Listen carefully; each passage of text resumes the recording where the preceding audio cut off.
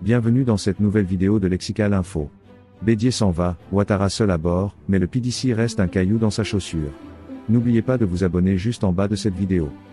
Henri Konan Bédier quitte définitivement la terre des humains le samedi 1er juin 2024. Sans le présence Alassane Ouattara. Ferro Bali se prononce. Il va reposer à Pépressou, dans la commune de Daoukro, chef-lieu de la région du Ifou. Cette cérémonie de l'ultime adieu enregistre un absent de taille, Alassane Ouattara, le premier des Ivoiriens. En effet, Magellan a repris l'avion.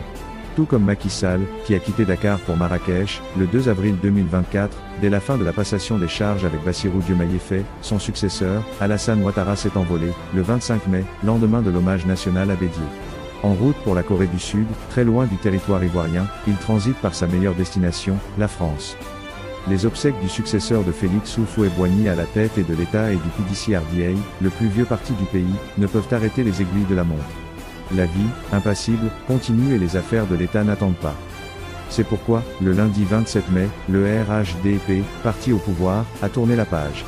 Au cours d'une grand-messe, il a promis une victoire éclatante et sans bavure à Ouattara, son candidat naturel au premier tour de la présidentielle du 25 octobre 2025. Cette sortie en fanfare n'est pas anodine. Le pouvoir a choisi de prendre cet engagement sur le corps chaud, c'est-à-dire non encore inhumé de Bédier, le trouble fait à l'élection du 31 octobre 2020.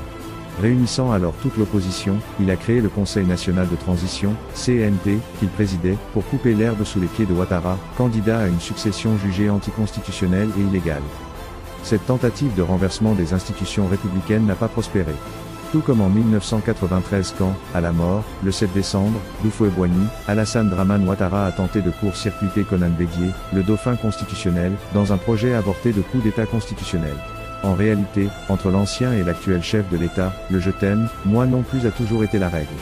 Aussi, si Ouattara a sacrifié au devoir d'hommage national à Bédier, il s'est contenté du strict minimum, il ne l'a pas distingué à titre posthume et il a refusé la mise en berne du drapeau comme le pays l'a fait à la disparition, en décembre 2013, de Nelson Mandela, ancien président de l'Afrique du Sud, 1994-1999.